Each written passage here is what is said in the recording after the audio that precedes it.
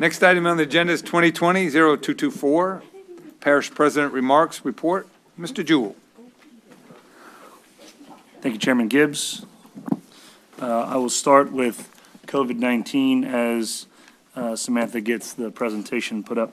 Currently in St. Charles Parish, we have we have had 1,261 confirmed cases of coronavirus. Again, I'd like to stress that that is not the total number of active cases in St. Charles Parish. We've had 50 reported deaths to this date. We saw a lot of confusion when the state changed the dashboard. As you remember, when this started on early on, I would tell residents to go to ldh.la.gov and go to /coronavirus for information. They've changed up the format of how they present that. When you look at the dashboard, you isolate St. Charles Parish, and it shows you St. Charles Parish's number, it shows you some state numbers, it shows you regional numbers, and we've been getting a lot of confusion around that. So what we've done, if you can look up on the screen, is we have created our own St. Charles Parish dashboard with the help of Samantha DeCastro, Anthony Io, and Luis Martinez. Luis really put together this whole thing, and he put it together relatively quickly, and it isolates all of our information, and at the bottom you can see statewide numbers in its own separate box. It also breaks out coronavirus cases by zip code, so you can kind of see a little heat map there of the coronavirus cases. And we just think that this dashboard is going to be a little bit more easy to read. It's going to show just the St. Charles Parish specific information. My eyes aren't that well. Samantha, did they put hospitalizations in there as well? Is that? Yes, so hospitalizations are in the middle. In yellow, the number 2 are the hospitalizations in St. Charles Parish. So when you were looking at the state's website, you're seeing 1,500 hospitalized, but you're supposed to be on the St. Charles Parish tab. So it was real confusing. It made it look like we have more people than what are actually have had coronavirus in St. Charles Parish are hospitalized for it.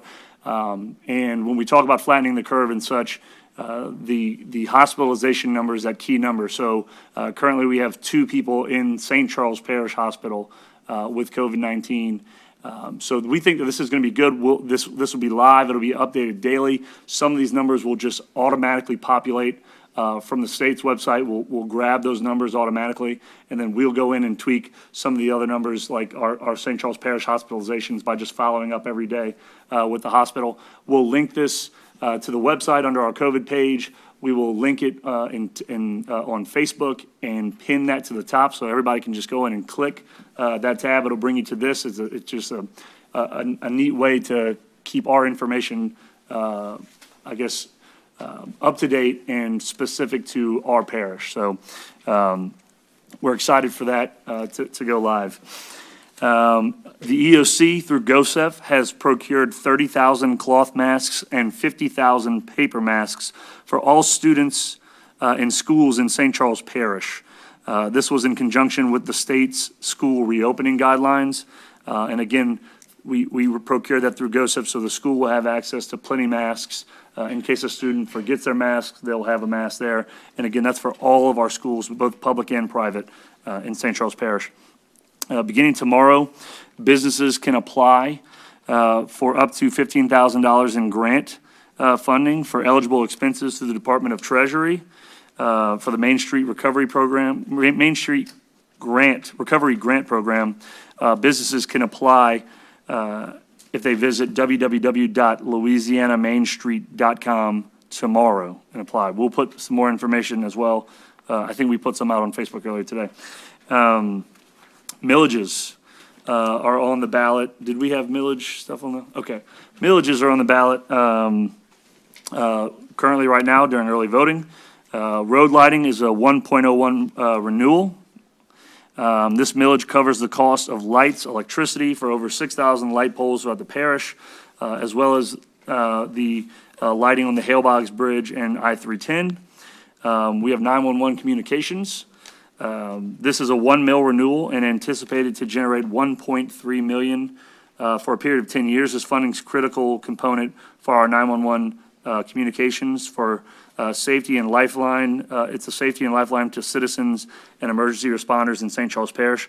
The Communications District also plans on making significant improvements to the current building and facility that they're in to lend to sleeping quarters and a kitchen for its staff. This will allow them to stay in their space during a hurricane, and the EOC will serve as a backup should they need to leave that building. The library has a 4.53 mil renewal. Over the past 10 years, the library opened new branches in Destrehan, Parity, Norco, and has renovated the West Bank Regional Library in Luling. They have plans to upgrade the Hahnville branch and continue to expand and grow services, including internet, computer access, and community outreach, as well as digital access to ebooks, audiobooks, and more. Next, we have a back to school parish youth rally. That's on Saturday, August 1st. St. Charles Parish will be participating in the United Way's backpack school supply giveaway at the LaFawn Center from 9 a.m. to 12 p.m. or until supplies are gone. Due to COVID, this will be a drive-through event only, and children must be present in the vehicle to receive a backpack. Again, that's on August 1st, which is a Saturday from 9 to 12. Last week, I had the opportunity to visit the Farmers to Families by Premier Catering located in St. Rose, which is working to help feed residents in our region and throughout the state using funding from the CARES Act. They've received a grant. The folks, if you recall on Airline Highway, the old Schwegman's cold storage, that's where this is taking place, and it's a grant. I believe it's the only one that was awarded in Louisiana. They take local goods and local foods, and they create boxes of nutritional meals with instructions on how to prepare. So instead of just getting a sack of potatoes and a gallon of milk and just a ton of produce, these boxes are well balanced. So you might get Klein Peter milk, you might get Manda sausage from Baton Rouge, you'll get etouffee from one of the local caterers. It really is a much more balanced meal, and it gives you instructions on how to prepare it, and they are good to be frozen for up to 6 months. The fire rating, St. Charles Parish fire rating for Fire District 3 has improved from a Class 4 to a Class 3. This can be attributed to the work completed by Waterworks during the last 2 phases of cast iron pipe replacement. This improved the water flow in the Hahnville area and improved fire hydrant ratings in the area. Additionally, the fire department increased their training. They added a certified fire investigator, as well as a fire prevention program that they do with students in the nearby area. This is the lowest rating you can get with a volunteer. One of the lowest ratings you can get with a volunteer fire department, just based off of what we have. So it's a big accomplishment, especially as these ratings get harder and harder and harder to achieve, that Hahnville Fire Department would move down from a 4 to a 3. Bob Fisher can attest. He knows that very well, being in the fire department in Norco, how hard this stuff is. Weather permitting, on a recreation note, we will be pouring the slab for the Muntz Park bathroom this week. Again, hopefully we can do without some rain and be able to get that poured. So that's going to be a nice addition out there once that's completed. We have been pushing on the contractor to also get back started on the Muntz bike path.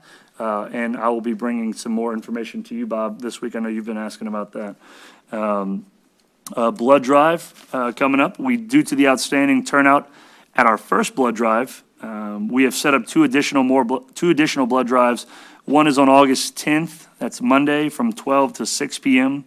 The other is Monday, August 24th from 9 a.m. to 3 p.m. These blood drives are being held in partnership with Ochsner, who will be offering free COVID-19 antibody testing for eligible donors.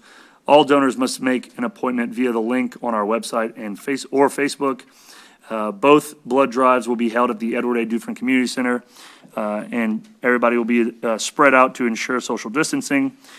Everyone will be required to wear a mask and will have their temperatures checked upon entrance at the community center. job openings. I know we're talking about that. We have a carpenter opening, equipment operator 1 and 2, pump mechanic helper. If you believe that you qualify for either of these roles, I encourage you to visit our website and apply today at www.stcharlesparish-la.gov. Public Works projects, we're continuing to do public works projects. We're utilizing overtime to help catch up with a lot of the maintenance that we've found that's outstanding.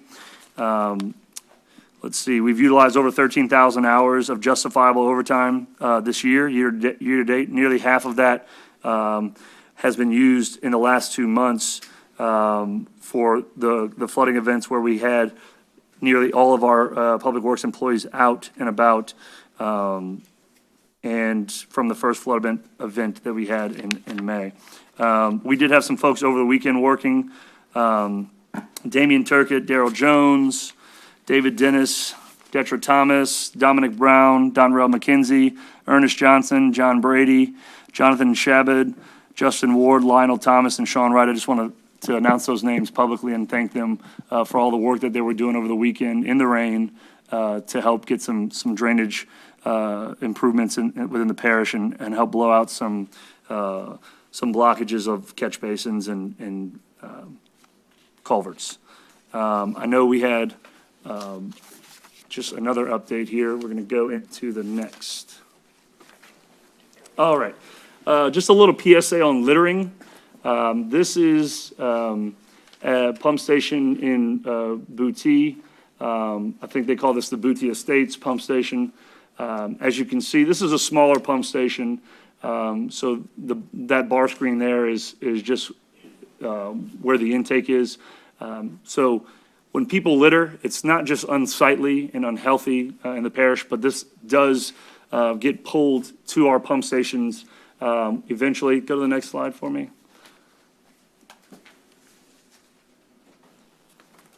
This is what made it into the sump of the pump.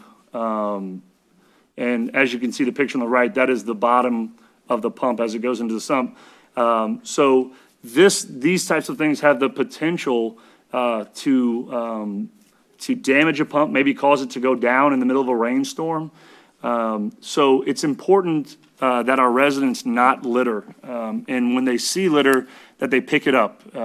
You know, sometimes you get a big rainstorm and it's gone. This is where it ends up. So I'm asking residents to help us by not littering and help protect your own drainage interests. Okay, next slide. We have started a catch basin campaign. It's in the works. You might have seen we posted on Facebook the other day after one of our rainstorms that blew down a lot of trees and debris. A lot of that debris ends up on those catch basins. Some folks have high flow catch basins which don't get clogged up. They wash everything through. Others have storm drains with grates on them. So we're asking residents after a storm to help Public Works handle the nearly 14,000 catch basins that we have to help us clean any debris that they can from the top of those catch basins. If they are physically able to, we do not want you pulling the grading off of the catch basin, but if you are able to help us clear the debris from the top of the catch basin, rake it into your yard, put it in a trash can. If you're not physically able to remove the debris from your catch basin, we do ask you to call Public Works or call the EOC, we can send someone out to do that. But it's important, again, 14,000 catch basins in the parish, as well as miles and miles and miles of ditches in Culvert. We do need everybody's help after a storm to help get cleaned back up and prepared for what may be next. Okay, just some of the projects that we've been working on, some of the improvements we've been making. This is a ditch in the back of River Park Drive that we swept over a month ago to help drainage conveyance. I've gone back there several times when it's been raining real hard, and that thing flows like a river, and a lot of the residents on River Park Drive has said that has improved greatly. We do plan on doing some more improvements on the, I guess you would call that the east side of River Park Drive to improve a similar ditch like that to help conveyance. And we'll be clearing out the canals all the way in the back of that ditch that you see there. All right, we have staged equipment at the back of Fashion Terrace. That's low in Plantation. That street you see there is Bamboo Street. This is one of our grubbing machines. If you were on the East Bank in Destrehan, you probably saw it working along the Hill Heights ditches. The front of it has a large rotating carbide-tipped roller that grinds anything in its path to mulch. And the trees you see behind it there will be the unfortunate victims of its terror as we look to clean these canals along the Union Pacific Railroad. That should be starting this week. We've been in contact with Union Pacific. We'll be working our way to dig out everything and clean everything by Avalon and Fashion, and then working our way to the courthouse and continue on as far as we can go, as long as they'll let us have a flagman out there to get this project done. So we are ready to go on that project.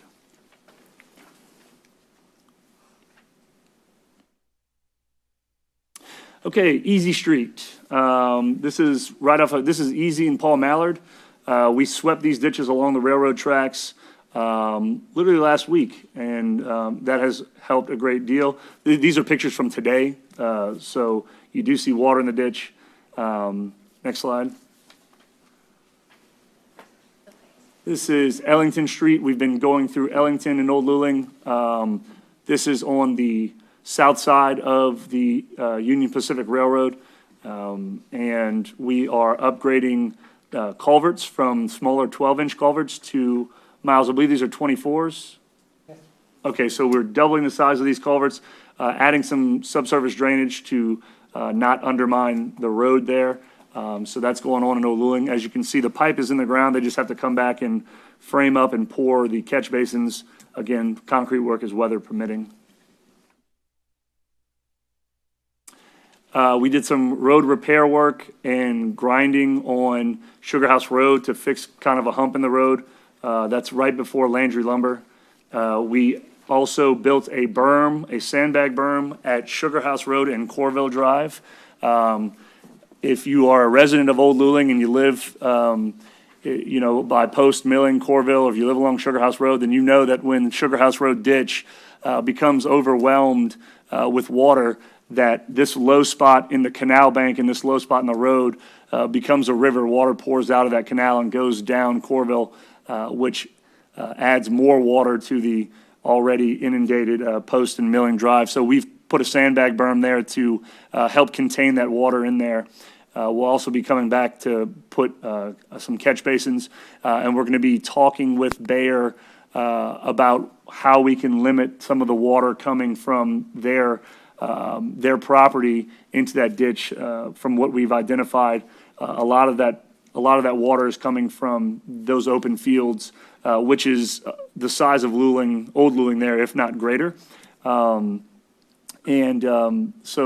we'll be having a conversation with them to figure out how we can prioritize residential water and then prioritize their water after that. But this is just a temporary fix there.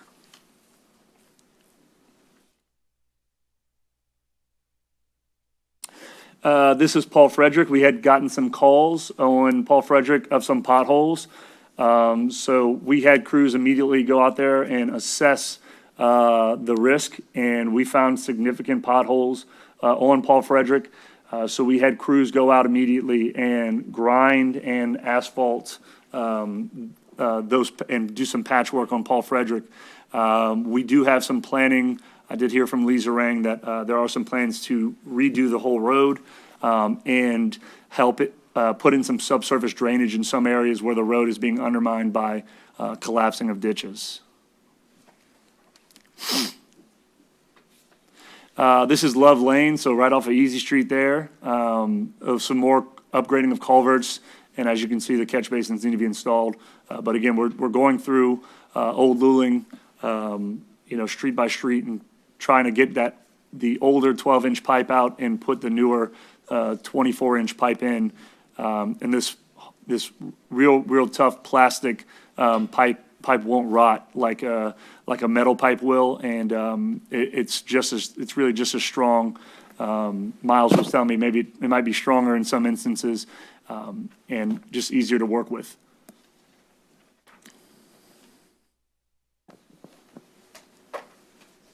This is, okay, CN Railroad. Okay, this is in Norco on Mary Street. On the right-hand side, that's Norco and Mary Street. On the left side here, you see behind Murray Hill and Destrehan Drive, we had those swept right before the trestle there just to allow better water flow. And then to the right there is an example of some ditches that we've been sweeping on Mary Street in Norco. We also cameraed or video inspected a culvert between River Point and River Village. Up top is a screenshot of that video. The culvert was relatively clean, but we did find some areas of concern near the outfall. We do have a project planned to clean that outfall. I think they're potentially being able to start this week. They had a conversation with CN today on when they could get a flagman, but they will be digging ditches on either side of CN Railroad behind Ormond Village. Wednesday. Okay, starting Wednesday. Ormond Village, River Point, River Oaks, and we believe that the recontouring of those ditches will really help those folks out with water being able to flow out of the backs of those culverts and get back into that canal. Additionally, it does look like one of the issues on River Point is the fact that River Village is so much higher than River Point. So a lot of this water flows off of these properties past the culverts in the servitude there, and kind of stacks up in folks' yards on the River Village side. I spoke to a lot of residents from the May 14th, May 15th flooding. I was out there the day after, and they said a lot of their water came from the back of their house and not the front. Hopefully in the short term, this can give some relief, but certainly a longer term fix is needed for River Point and River Village. Been speaking closely with Mr. Fisher on that. This is the Ormond Oaks culvert. If you're familiar with Ormond Oaks Drive, the canal is open swale, and then as it gets towards the middle of the street, it goes subsurface. This is one of the larger pipes I think we have in St. Charles Parish. This is an 84-inch pipe, so as tall as me. And you can see in the very back, that is someone walking through the culvert. So we've been going through there after these storms to inspect, to make sure that there's nothing getting clogged up in there. These eventually make their way under the CN Railroad and pour into what we call the Hill Heights ditches. Next slide. Okay, so I call this one of the Hill Heights ditches. This is called they call this a Storehouse Lane ditch. This is a before shot, and this is after. We went in there and grubbed and did an initial scoop of dirt out of the center of that. It's already flowing a lot better right there. And again, this is on the backside of Thomas Colby, of Murray Hill, Ormond Oaks, that area. And as you can see, you see those small orange flags. That was from the surveying that has been done back there. We're expecting a couple of more days for the surveyor to get back with us. The rain did delay them somewhat, but that will they will give us the cross section of that ditch, and we'll be able to see how much we'll be able to pull out to widen that ditch. And we're going to go as wide as we can go while still being able to get a piece of equipment back there to maintain it. Next slide. All right, over the weekend, we identified some culverts that were blocked up. These culverts connect the lakes together. As you know, the Ormond, what we call the Ormond Lakes, or the Cypress Country Club lakes, are integral part of the drainage system. All the drainage from Villery, Rosedown, and those Asphodel right there, all those streets go from the road into that drainage. And what we've been seeing is just a slow process for these lakes to equalize. We've been seeing, street flooding in that area where there shouldn't be. I know I've spoken with Councilman Gibbs on several occasions on what was going on, and Councilwoman Benedetto. So we went in and started investigating. To the right is, to the left here is one of those catch basins, or I guess manhole covers for that culvert. You can see several feet of muck in there. So this past Saturday, we were all out there. We had Public Works come in and blow those out. That was 660 feet of linear feet of culvert that we blew out. We've also met with Ricky Bosco and are preparing a plan on how to address this. The other night I actually read a 2003 engineering analysis of these lakes. And one of the things that we have started to do is go in and look to see if those recommendations from that study have been completed. Upon first glance, when you look at some of the way the culverts are inverted, they don't look to be going in the right direction. So we're going to be going out there and addressing those, and then doing the necessary digging to make sure that these don't become silted up again. So we're on top of that as well. Next slide. Other things that were not pictured but have been done pretty much since the last council meeting. We've swept some ditches on Sunshine Drive and DeZalmans. We blew out catch basins on Beau Place. That's in technically DeZalmans, but nearby Ugosh.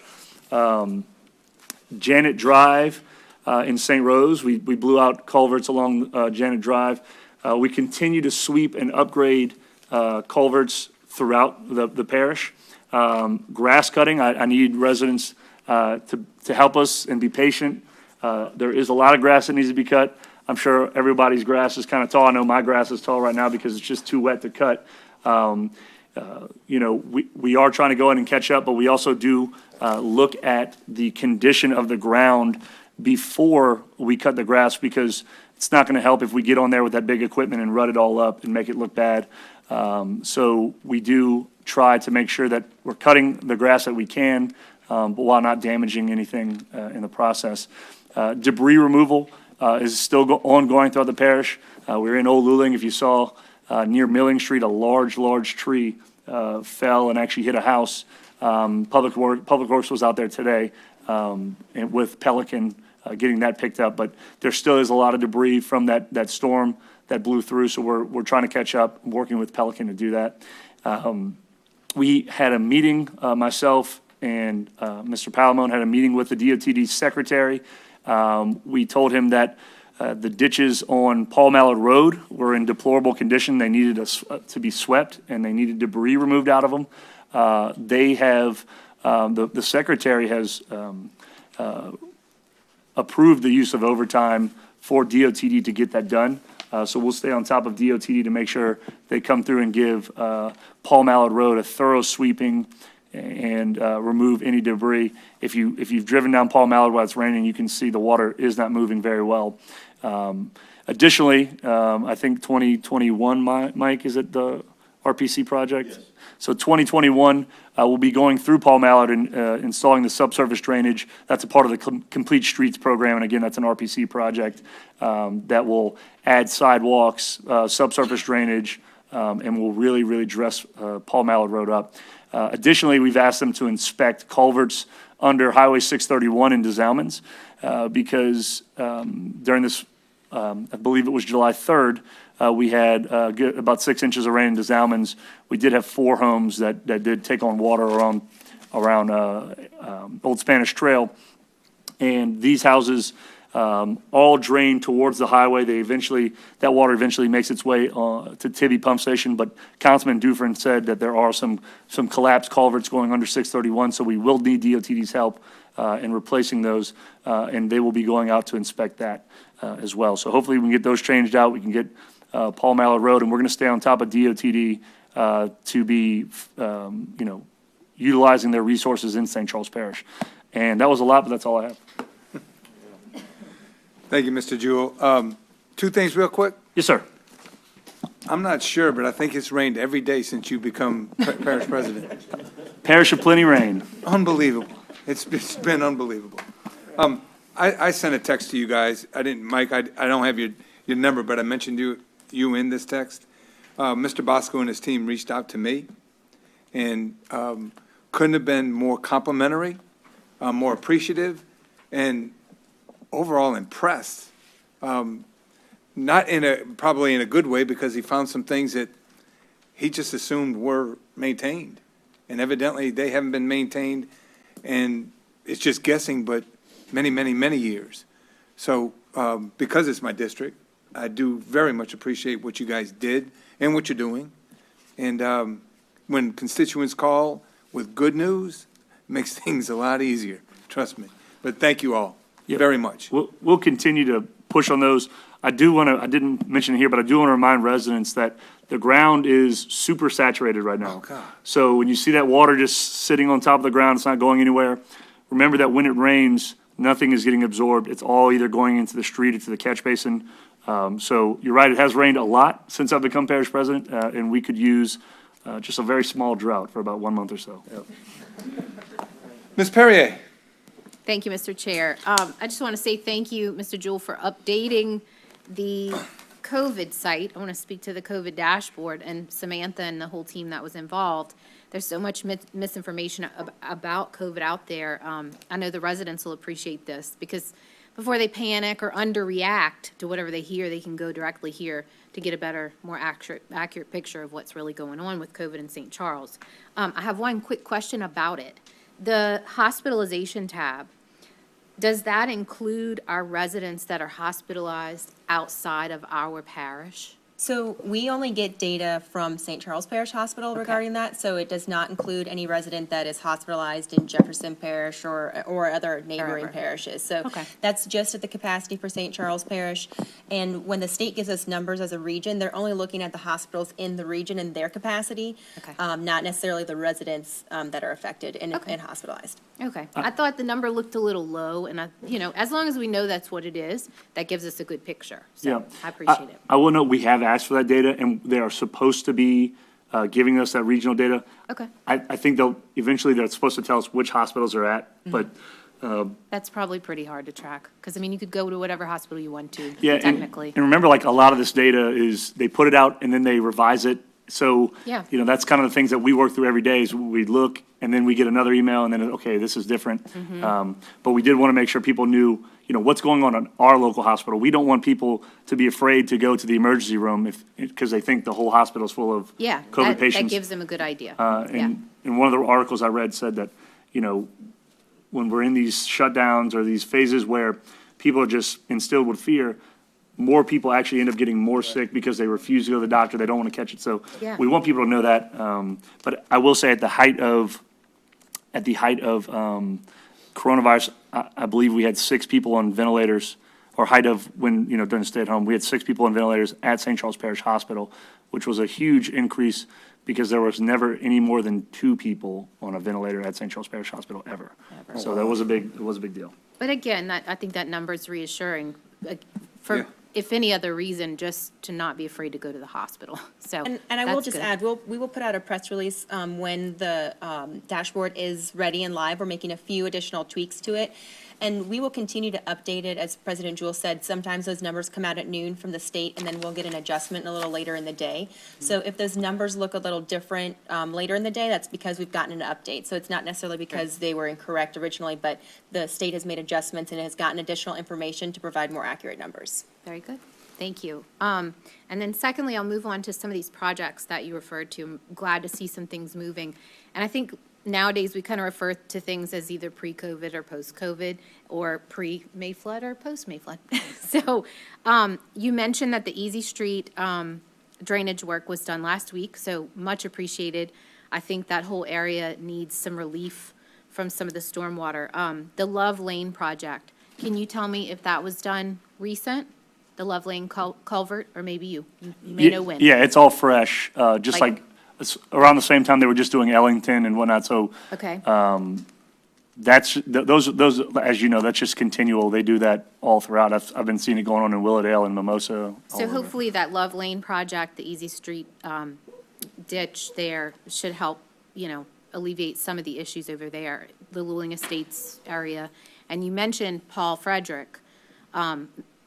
Appreciate, of course, the road work, but the subsurface drainage, I'd like to know a little more about that as it moves forward. We don't Yeah. have to talk about it here. Yeah, but when, I will say, I 'Cause I don't think even that- know exactly when it's gonna move forward, but I heard Lisa Rang talking about it. I'd like to hear a little more about the subsurface drainage, just, the Kindler Street, Paul Frederick, Gaston, Luland Estates, it's all kind of, I mean, it is all connected. So I think looking at that as sort of a pod would be helpful.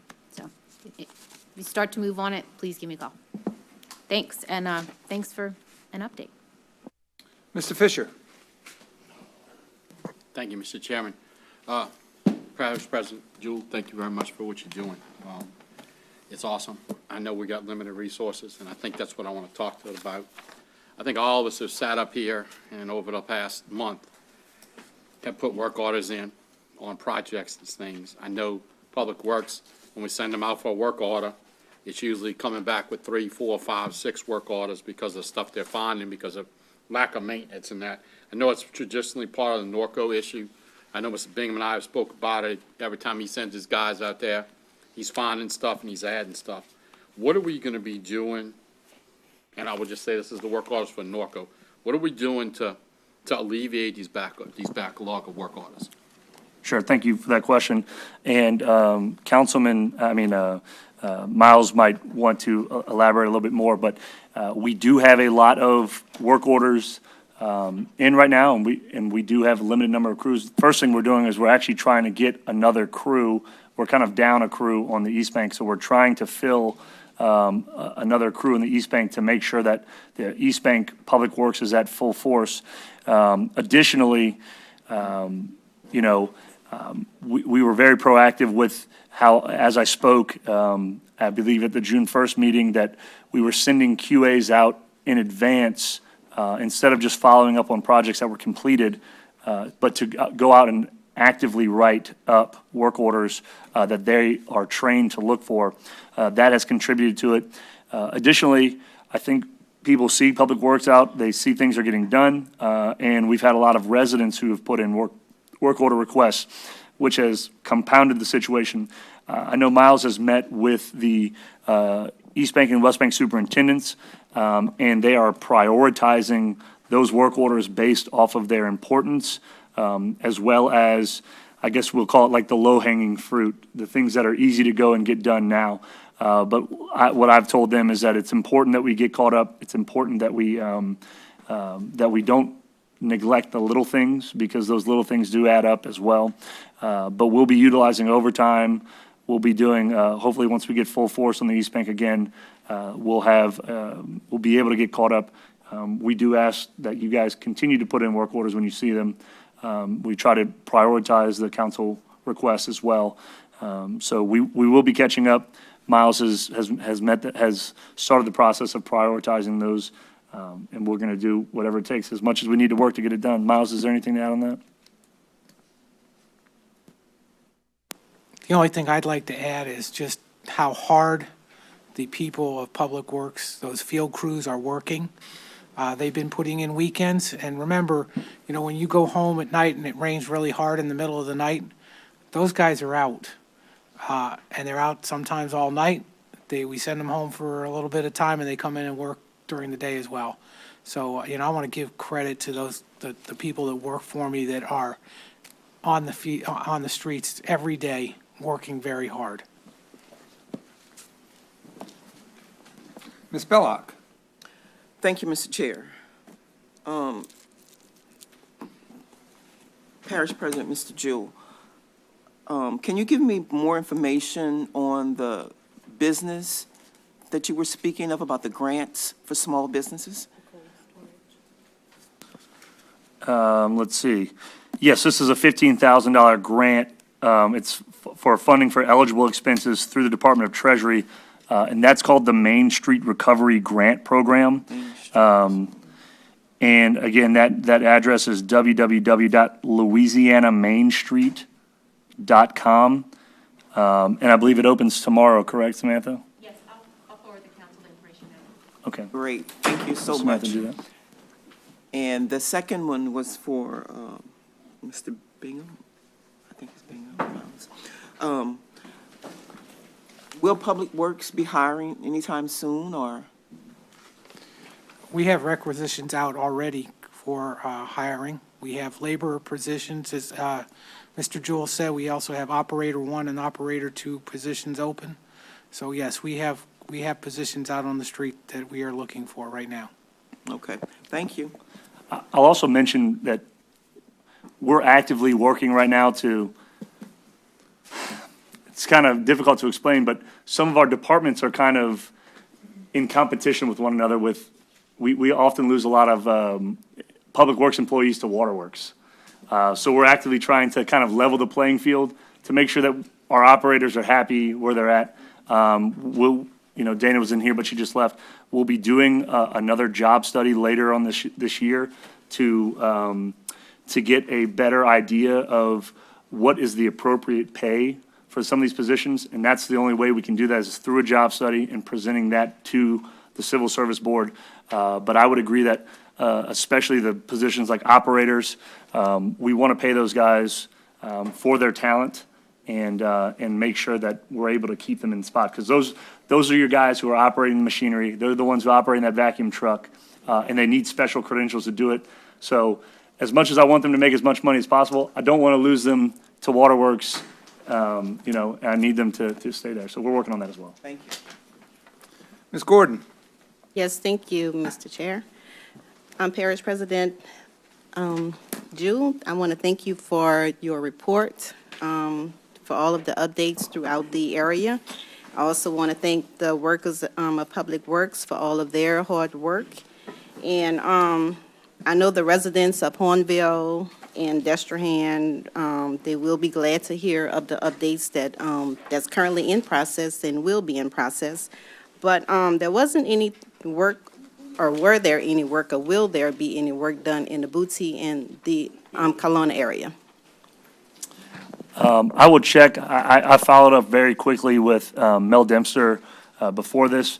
He did give me some work they were doing in Kelowna. I didn't add it to the report. We mostly just added stuff that we went out and took pictures of today. But they did clean Jack and Bores in Kelowna this past week. And I know they had done something in Bootsy. I can't think of it right off the top of my head, but I'll get you some information. I can answer that. Okay, We did the work right along Highway 90, where we put in that new big culvert where the culvert had collapsed, and then we replaced all the pipe out to the ditch from that Highway 90 culvert, so all the way out to the canal that goes to the back. So we just did that just a little while ago. Yeah, that was some 60-inch reinforced concrete pipe. May I turn to, I think Mike had an addition. Yeah, I just wanted to go back to Bob. Mr. Fisher's asking about the workload and all that. We are looking at certain projects where we can get some outsource of some contractors to come in and expedite those projects. Some of the larger ones like we had mentioned earlier. And I'm just going to piggyback on Miles, and I mentioned this to Councilwoman Fonseca. Last couple of weeks, the heat index has been over 100. And our guys have been out there, 10, 12 hours a day. And it gets wearing on them. We had few folks, they worked, 3-4 days, 10, 12 hours a day, and they took Thursday off because they were just whooped. So when you see them out in the streets, just stop and say thanks to them because they really are working hard out there right now, especially in all this heat. Ms. Gordon, you done? Ms. Cluley? Thank you, Mr. Chair. Just a quick question. The DOTD maintenance on the ditches on Paul Mallard, is that going to be their employees doing that work or, okay? Yes, ma'am. All right, thanks. I did neglect part of my my report. We did announce a East Bank and West Bank drainage advisory committee today. I sent that email out last week to the council members, so look forward to working with you folks on choosing people to represent those areas that we listed. Each council member, for the folks listening at home, gets one pick, and as well as the at-larges, parish president gets 2 picks, and we will cover those entire, I say watersheds loosely because these are more like general areas. We have like Old Luling and Luling or Muntz, Norco, so there's multiple watersheds even within those areas. So we're going to make sure that every area of the parish is covered and make sure that we have, just hope that you put very knowledgeable people on that committee. Additionally, we did give all of you a list of updates on the projects. We went through all these projects to make sure that that they were fully up to date. There are some other projects that are non-drainage related, like the bike path, like some road work, that are not included on this, but these are the drainage, projects that you should all have. And they're broken down by district. Quick question on that. You mentioned you get 2 picks. I thought I read 2 on the east and 2 on the west for you. Yes. That's right? Yes, Okay. correct. I just want to make sure I read it right. We did that, that's the best way the math worked out correctly. No, where we yeah, could- I where think we it's could do it. 13, which you need an odd number. Yeah. Yeah, that's good. You mentioned 2, and I thought, wait a second, that's not going to equal the right number. Okay, Right. very good. Ms. Fonseca? Thank you, Mr. Chair. One quick question on the COVID statistics. The state's not updating their website daily, is that correct? The state opted to not update on Saturday any longer to allow for the labs to catch up. So they still do update the site Sunday through Friday. Okay. And also just to ditto what my fellow council members have said is thank you very much to the parish workers. I know that they have worked extremely hard. Seems like every day we've had rain. Come to expect it, I think.